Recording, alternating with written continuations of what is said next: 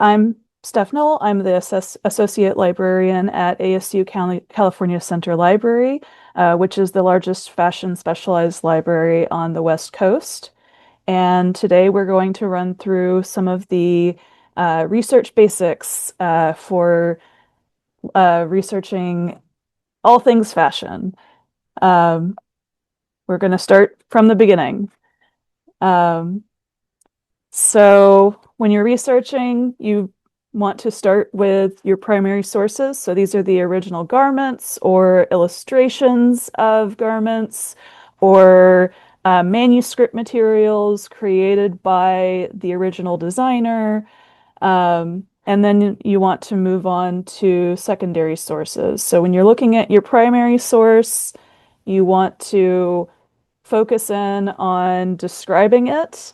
So if you know the designer, make sure you document that. And any kind of design or garment specifics, any details that you notice, the style and the date will all be relevant to your research. And once you have exhausted your descriptive capabilities, you want to move on to your secondary sources. And all the while, you're building your keyword list. So when you find out something new, you're going to add it to your keyword list and factor that into your research. For my example, I chose the 1778 illustration of Marie Antoinette from Galerie des Modes et Costumes Français, which is featured in the Ruffles and Ribbons exhibit. And the keyword list here is not my starting point. This was built over the course of this research. So you'll see a lot of these keywords coming up.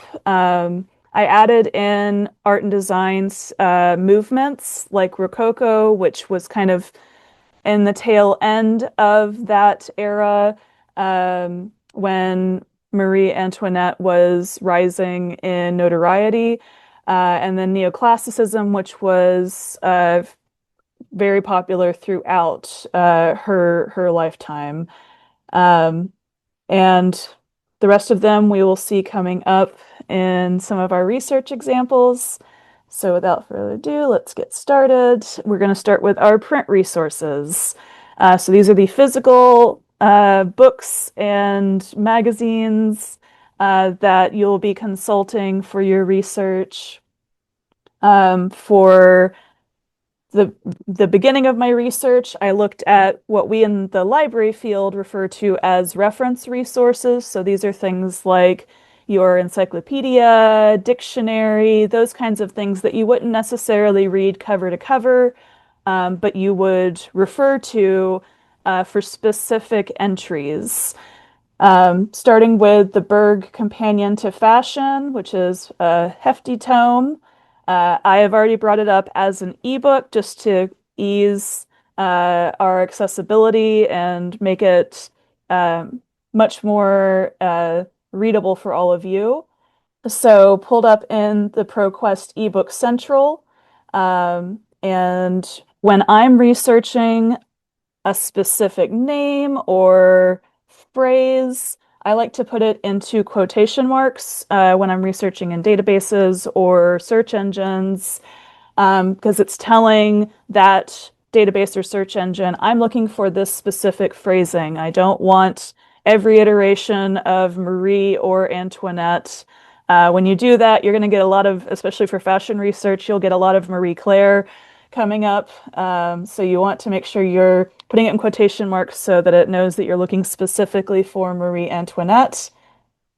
And a couple of results come up.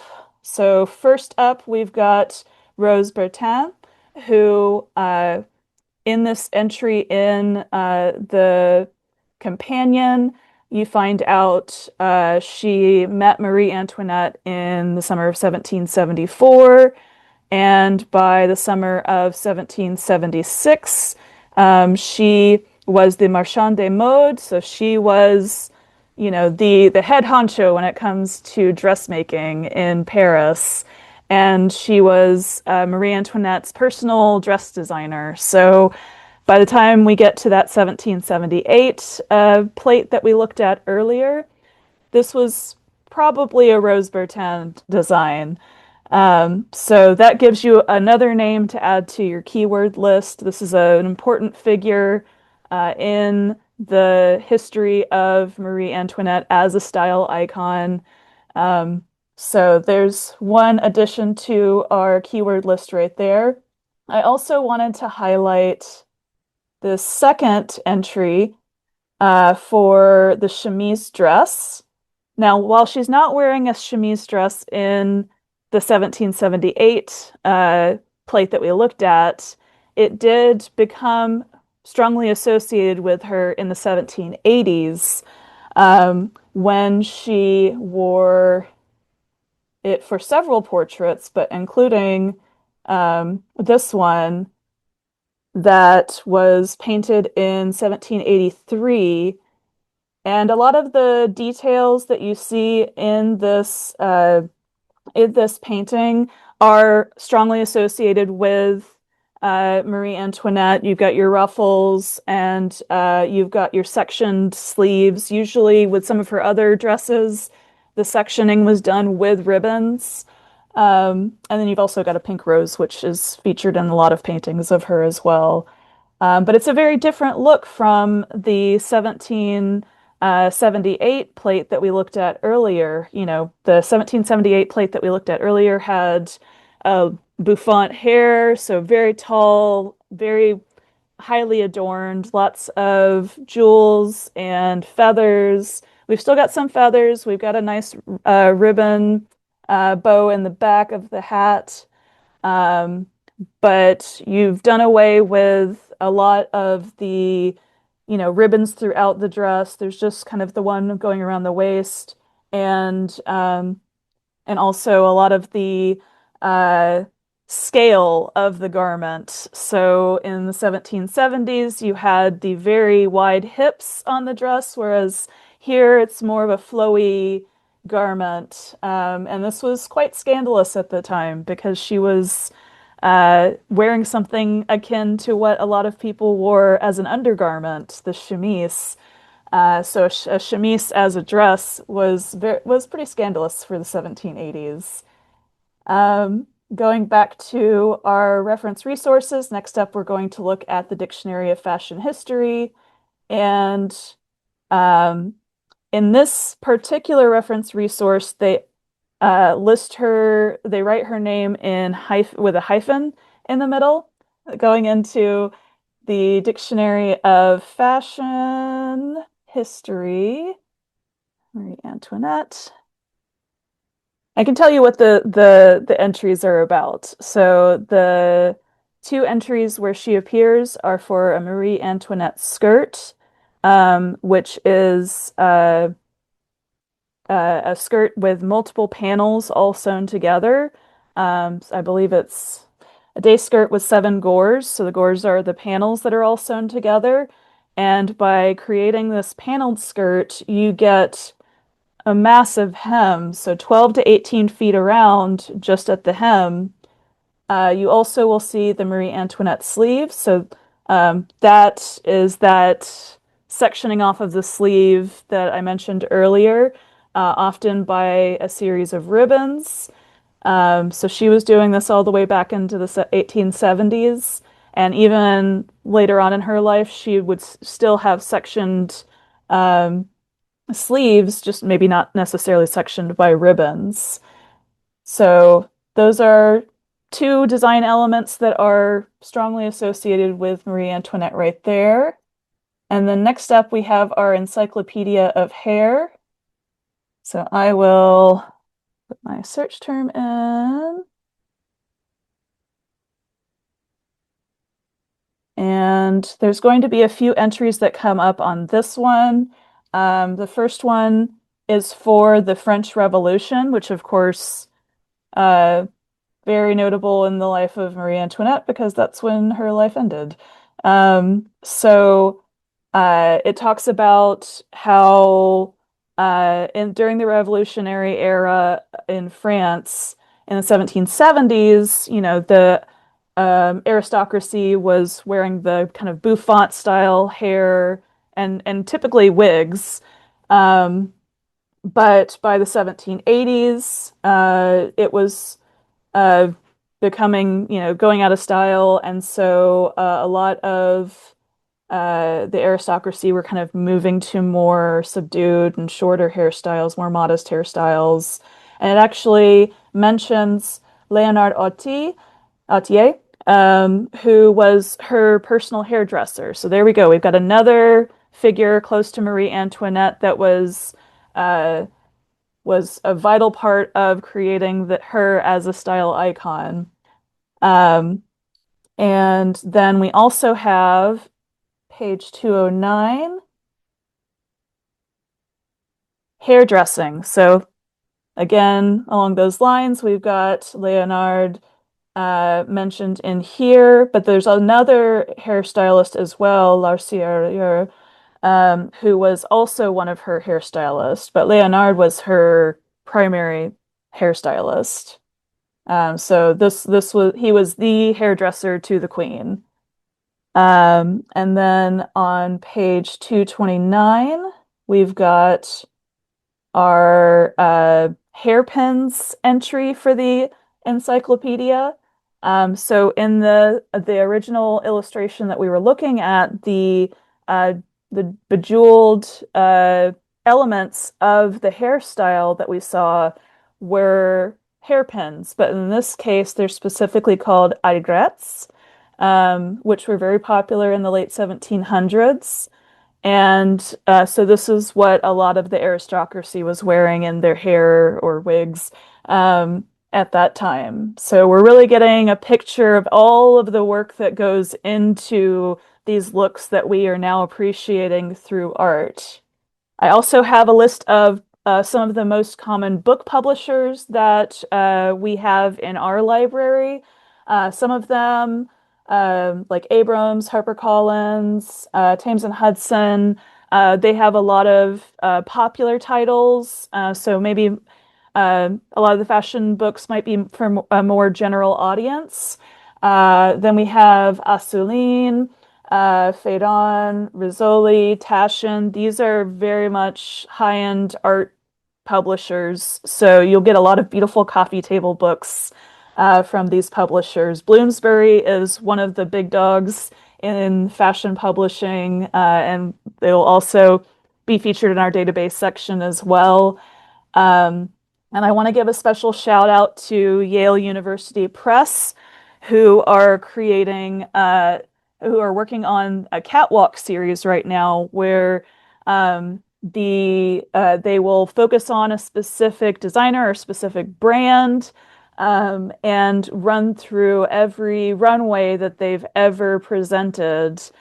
We have all of them. I have my Dior catwalk with me right now, which features the 2000 collection that John Galliano did as creative director, which there were looks in that were inspired by Marie Antoinette. We will see some of those later. But I wanted to give them a special shout out. I've reviewed a lot of books in my research on Marie Antoinette. I've got a whole stack of them, but this is just a taste of some of the major publishers that are publishing on fashion and fashion history. Also, as a researcher, you'll want to look at magazines or journals that are contemporary to your subject. I've pulled a few of the French magazines as examples.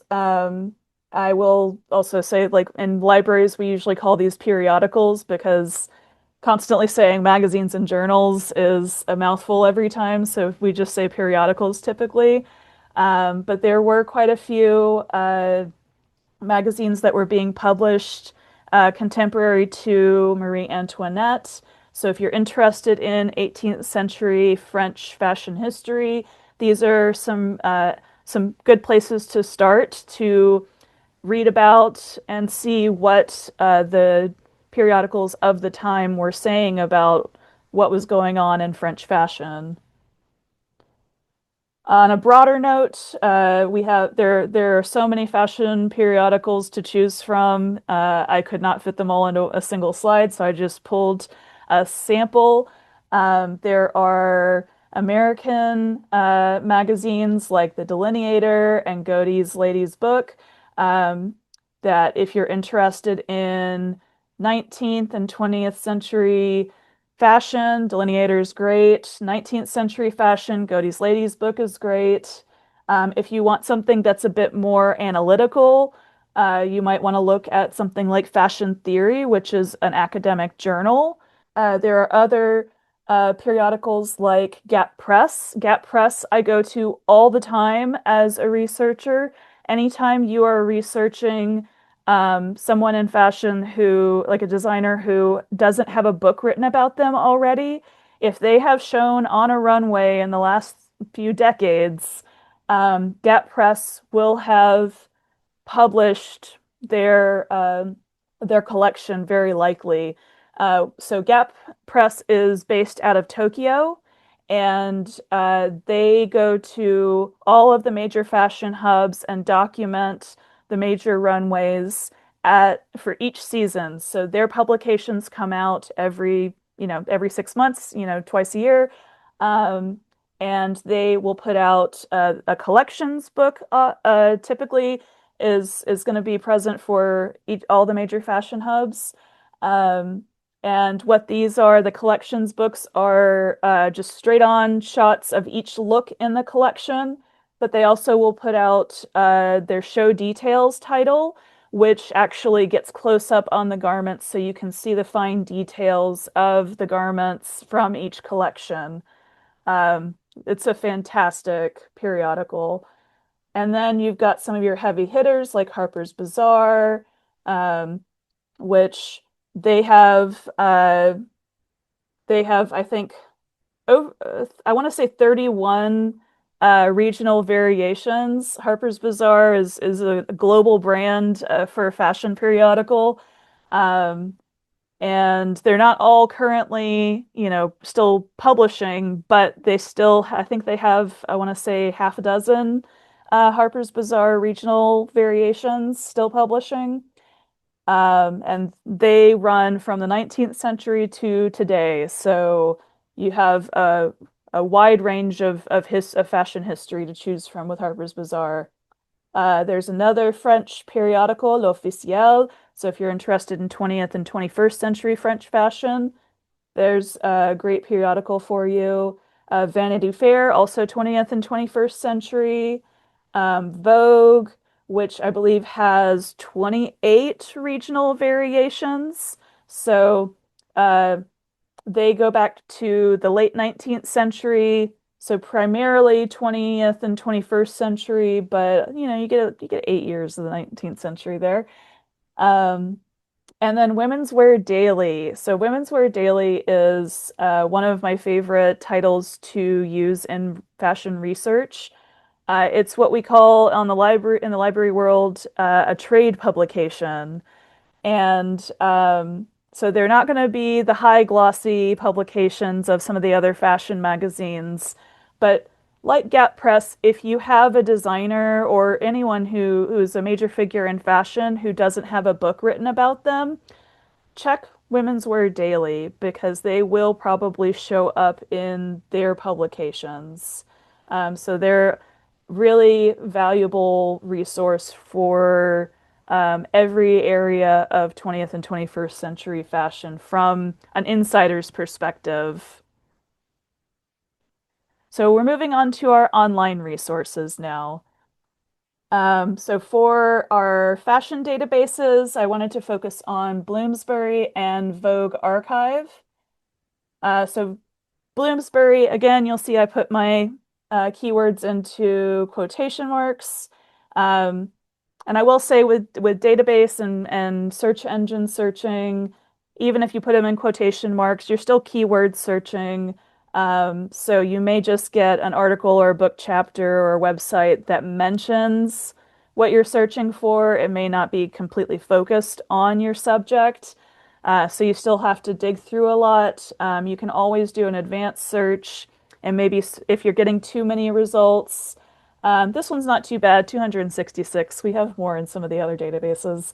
But if you're getting thousands and thousands of results. You can narrow it further by either searching in the title or searching in the subject headings, if the database has subject headings um, for their entries.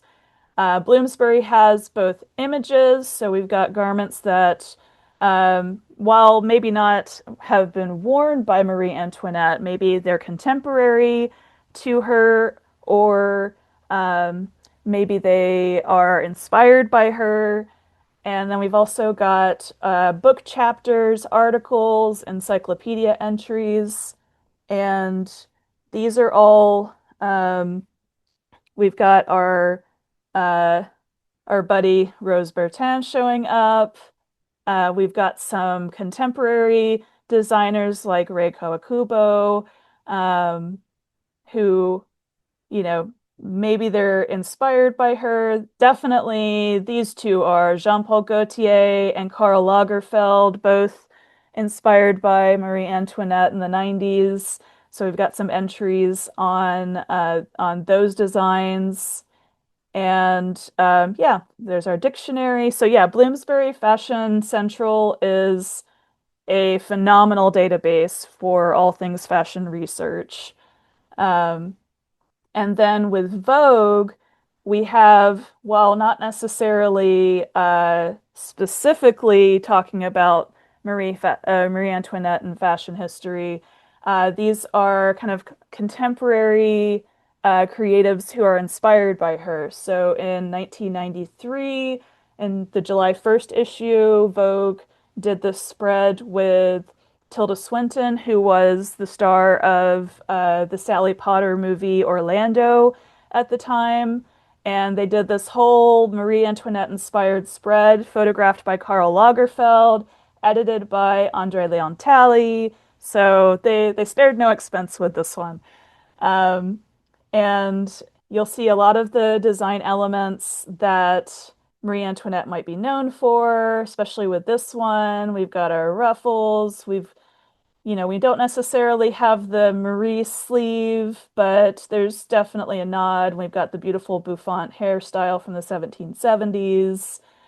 And then in 2006, when Sofia Coppola's Marie Antoinette movie came out, Vogue did this spread for their September 1st issue, with Kirsten Dunst as the star of the spread. She's photographed by Annie Leibovitz. Um, and it's, it's giving Versailles. It's giving everything you want it to for this film. Um, you've got this lovely group shot, and everybody just looks gorgeous and luxurious. So now we're getting into kind of the contemporary, our contemporaries who are inspired by Marie Antoinette as a historical figure. And I wanted to just have a few other fashion databases for you to be aware of. So if you want to research Asian fashion, there's the Asian Fashion Archive. We've got our hero, Bloomsbury Fashion Central. Um, if you're wanting to look more into Black fashion designers, Ebony Magazine Archive is a great one. The Video Fashion Library, this is a database that it's an audiovisual database that that collects the Video Fashion Library, which is kind of think of it like a fashion news coverage. So all of the major fashion runways and controversies for every season. Video Fashion has been doing their thing for over 4 decades. So it's a really great fashion resource. And I believe they put a lot of their stuff up on YouTube as well. So if you don't have access to the Video Fashion Library database, you might be able to find a lot of their stuff on YouTube as well. Um, Harper's Bazaar Archive, again, one of the longest running fashion publication periodicals. So you can go through both their US and UK issues in their database, Vogue Archive, which we just saw. And then another hero for me as a fashion researcher, Women's Wear Daily Archive, always comes in clutch. I also wanted to highlight some general databases. So we have a couple of ebook databases and then our general database, JSTOR. So the EBSCO hosted ebook collection database doesn't have a ton of resources on Marie Antoinette, I will say. We only had 5 results, but we do have Marie Antoinette's Head, which is a book about Leonard, her personal hairdresser, which I understand was one of the Frick Art Library book club's recent readings. So if you want an ebook copy, it's right here. And then we have our JSTOR, which has an image component called Art Store. So you can go through and look at images of Marie Antoinette. There's also journal articles. So these are going to be kind of more academic, so very analytical, looking at her as a historical figure and her impact on culture in general, um, and looking at some of the gossip, the rumors about her. Um, but you also have book chapters, research reports. There's a little bit of everything in JSTOR. It's a great resource. And then another more academic leaning database is Project Muse. You can find ebooks on here as well. I narrowed my focus to journal articles because I was getting a ton of reviews, and I wanted to narrow it to just the journal articles for this. This first article, The Queen's Hair, is about how her hair features in DNA history and in DNA testing history. So her hair was used to identify a child that died uh, in a French prison at the end of the 18th century as her son. So she even features in some STEM history for you. But again, yeah, more academic. So looking at her as a member of, or as part of our cultural history.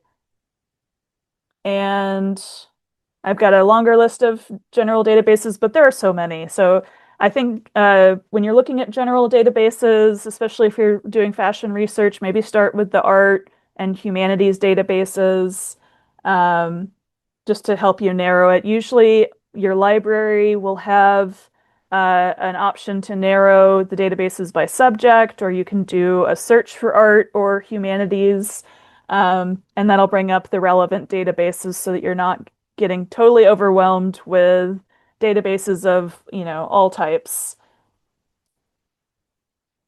Some of the relevant websites I wanted to bring up. So FIT has their fashion history timeline. Um, so this particular entry on the 1770s features our girl, Marie Antoinette, and some garments from that era, some illustrations, some fashion plates. And there's our Galerie des Modes. And in this entry on the Galerie des Modes, they talk about the habit de corps, which is the type of garment that she is wearing in our original illustrations. There it is, right there. So they actually describe this dress as habit de corps, and they also mention that the wide hips on this are created using a panier. So that's an undergarment that helps create that silhouette. So we're really cooking with gas now.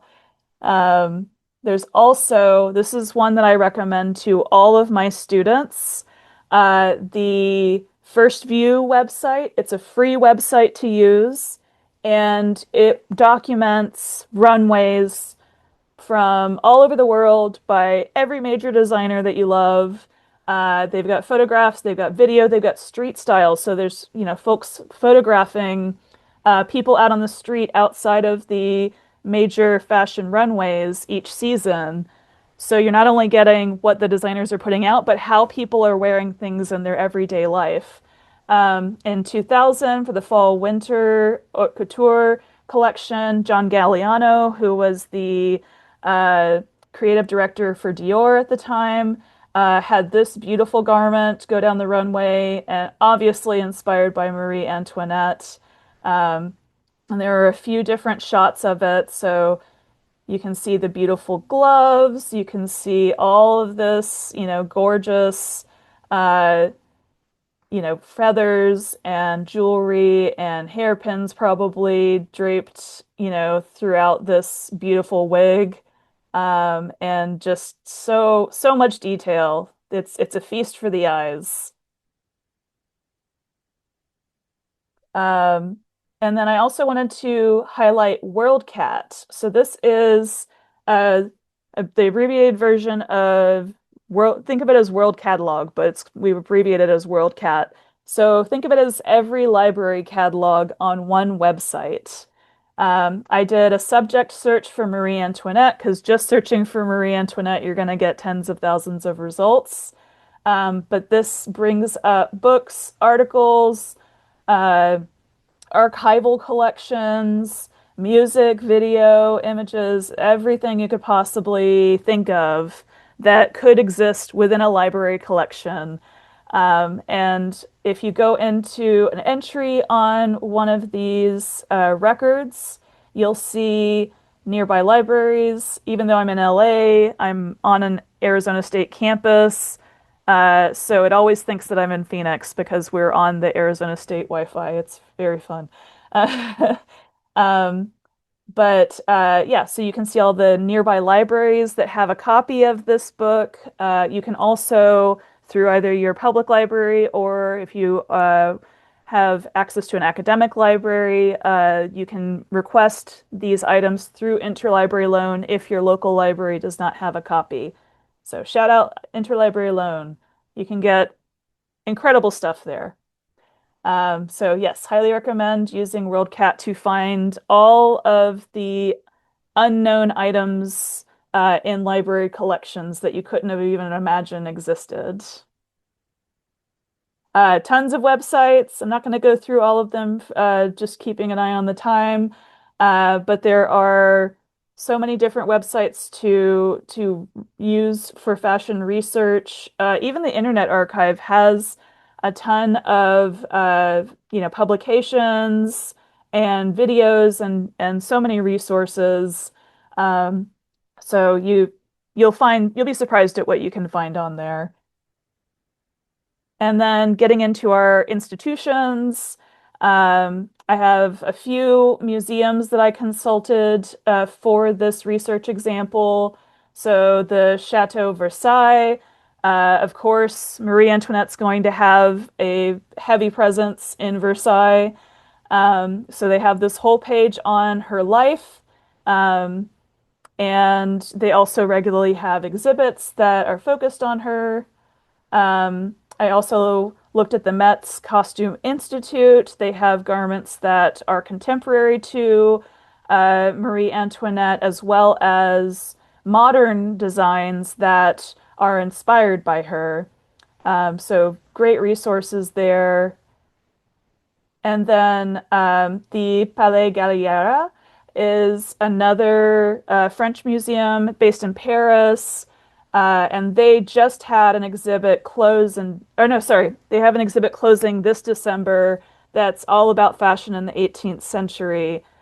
So heavily Marie Antoinette coded. Um, and then the V&A in London. This is the one that just had a Marie Antoinette exhibit close. The Marie Antoinette style. You can still get the exhibition catalog. And this features things like her actual slippers that they had lended to them, as well as some more modern uh, designs that were inspired by her, like the Manolo Blahnik collection from 2005. So just a really beautiful exhibit. But there are so many. fashion-focused museums to choose from, and so many museums that do fashion exhibits. You couldn't fit them all onto one slide, so I just tried to highlight a few to choose from. There are also several fashion libraries, not comprehensive by any means. So we're here out in LA. In New York, there's FIT and also Parsons. Um, and then there are libraries like the International Library of Fashion. There's Kent State, which is in Ohio, and then Savannah College of Art and Design in Georgia. And then there's also fashion-focused archives and special collections at University of Alabama, Houston City College, at Mount Mary University, which is in Wisconsin, and the University of North Texas. And I also wanted to give a shout out to the Frick Art Research Library. Their Fashion at the Frick Research Guide has a lot of really great resources, both print and online as well. So some of the databases I mentioned are featured as well as ones that I didn't mention. I wish I could have gotten to Art and Architecture Source, and as well as some websites that are good to know for fashion research as well. With all that being said, thank you all for being here. I hope this has been informative and helpful for all of you. All right. Thank you so much, Steph. That was so great. And we're already getting a lot of thank yous into the chat. So, Steph, we'll get ready for your first question, Okay. which I think might be good to pose in terms of some helpful keywords that this person is interested in learning more about. So they're asking, how important were the dressers to help Marie Antoinette get into her clothes of many layers? Oh, yeah, I don't think she could have done that on her on her own. And actually in the research, you will see a lot of staff come up. I want to say, yeah, Versailles has a whole list of her inner circle, the people who were with her every day. So in addition to her family, she would have her ladies in waiting, she would have, her friends, she would have uh her dressmaker Rose, and she even had her own personal portrait artist. But yeah, they're just going through the research. They name so many people within her inner circle. So these are all people who would have helped her get ready for court, and yeah, so they're also a vital part of the history of her as a fashion icon. So yeah, definitely thinking of when you're generating those keywords for your keyword list is also thinking of related figures like Steph mentioned Mhm. to add to your searches. We have another question about the Berg resource that you went over. Is Berg a natural language search? Does it respond to truncation? This is a good question because I hadn't tried that in Berg before. Okay, so I tried with design with an asterisk. It's only bringing up design, so I don't think it responds that well to it, I will say. And something else that I can add too is often these specialized databases might have about or how-to pages sort of on the landing page of the database. So that's always a great way if you're exploring a new database. Of course, you can ask a librarian, but you can also sort of look around on the sort of tutorials or help or info pages of these databases, which can be useful for informing how you search. So we have another question. And this question is, what sorts of resources might you use to research British fashion of the late 18th century and Regency periods? Oh, that's a good one. So a lot of the resources that I covered, even though I was focusing on French fashion of the period, um, would also there is some overlap. They were in conversation with each other. So yeah, so a lot of the websites like, FIT's timeline to fashion history is they're going to have or the fashion history timeline are going to have um coverage for both. Um and even American fashion of the era. Um, but a lot of the databases that I'm going through, a lot of English materials come up at the time, like I said, because they're in conversation with each other, so they're both being brought up in the same resource. Oh, thank you so much, Gail. Um, and Gail is also recommending some titles, some specific titles. Yeah, and honestly, I would also, aside from doing library searches, um, if you're hitting a wall with your research, you can also WorldCat. I go to WorldCat for a lot of things, so I look for, general resources if I'm looking for specific time period and region for my resources. Um, and that will kind of bring up a little bit of everything, as well as more specific titles to the subject that you're researching.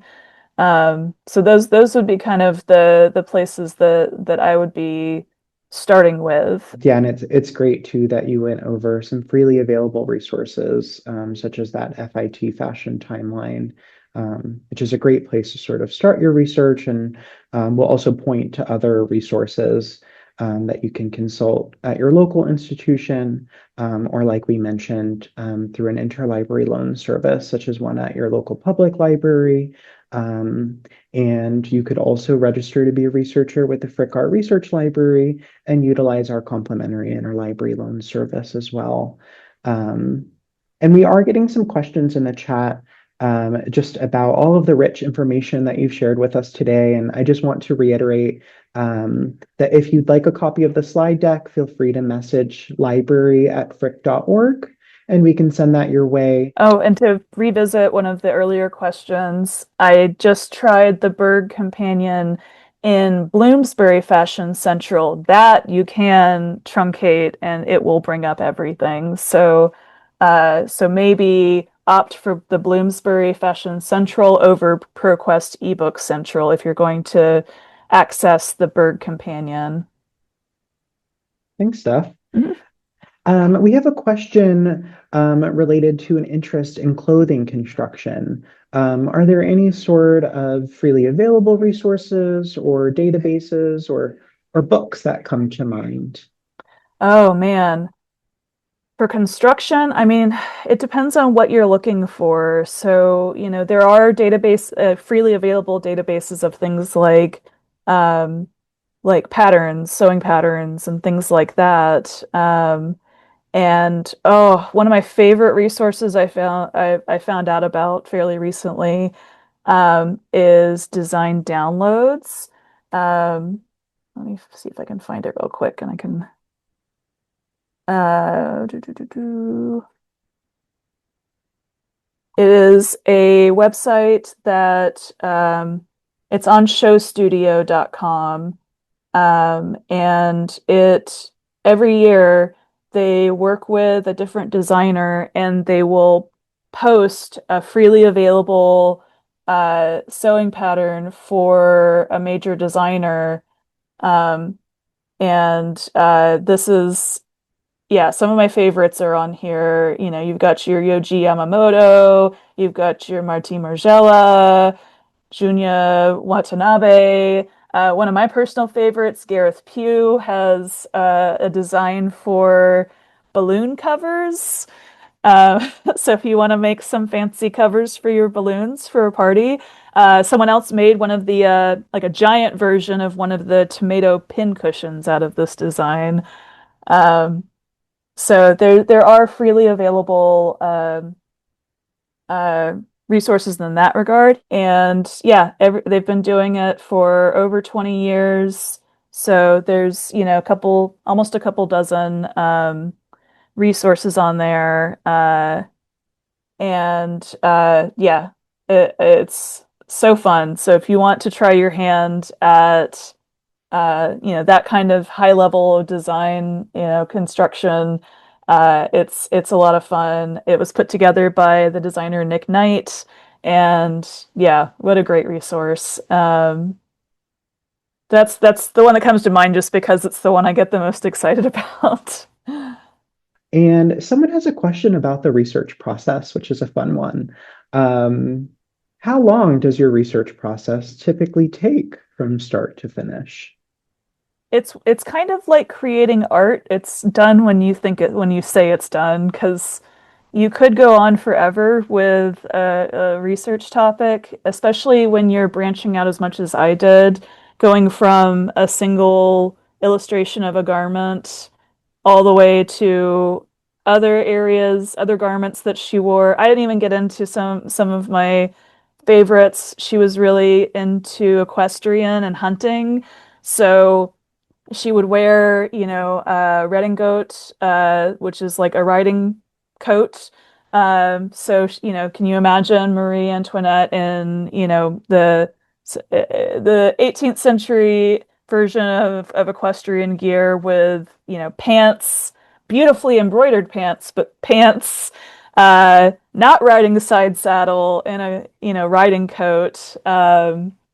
And yeah, so looking at other garments that she's known for, to her influence over contemporary designers. I mean, I talked about Sofia Coppola's movie, but I didn't even get into Adrian's designs for, I think it was the 1938 Marie Antoinette movie. Oh my God, like that movie is so gorgeous. So you can really you can really make it last forever if you're enjoying it that much.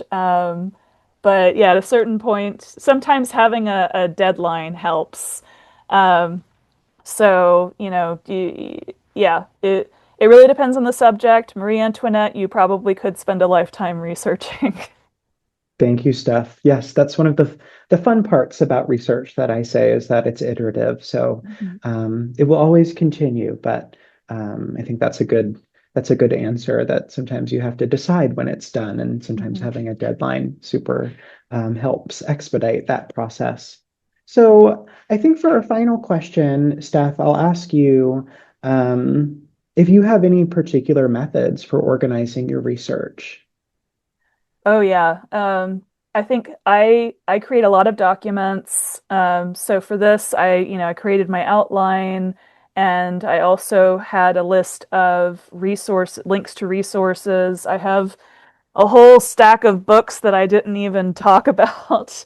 Um, from 18th century fashion. So this is a good one for our researcher who's interested in 18th century English fashion. It's historical fashion in detail. So this one, I looked at it because it has two French garments mentioned in it. Almost all the rest of them are English. So this one's a great one. I've got my fashion victims. I've got liberty, equality, fashion, and then this one, uh, Queen of Fashion, which is like this is the book if you want to, be reading up on Marie Antoinette as a style icon. Um, so I've got, piles of, of analog resources, of print books, but then also list of links. I've got folders of things that I had scanned in from our collection. So it's kind of a web of resources. I try to keep everything in one place, both in digital form and in physical. So I've been carrying these books around with me for weeks now.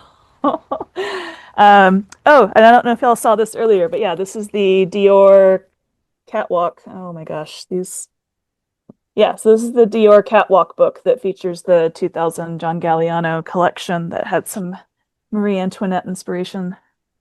Thank you so much, Steph. And I think I'll also share and sort of promote the library that we do have a great series on our video channel relating to Zotero, which is a fabulous resource for citation management. But you can also sort of cluster what you're working on in folders and add notes. So a great digital tool that's freely Mhm. available. So feel free to delve into that video series that we have. And now, to be respectful of time, we are at 5 o'clock. And Steph, so grateful that you were able to join us today. And there's just been so many questions. So that's great. So now, before we wrap up, I'm going to pass the mic to you, Steph, if you have any parting thoughts for our group before we finish up. Well, as I mentioned, ASU California Center Library is the largest fashion library on the West Coast. So if y'all are ever out in LA, feel free to hit me up to visit as researchers or just tour the facilities. We also have a fashion museum on the first floor as well. So you can get, a lot of bang for your buck out here. And we'll be happy to pull relevant materials for you ahead of time so you can maximize your time in the space. Um, but also, if you have additional questions, feel free to reach out to me. My email is just my first initial S and then my last name, Noel, Noell, at asu.edu. And with that, we're going to wrap up. I hope everyone has a great rest of their day. Take Thank care. you all.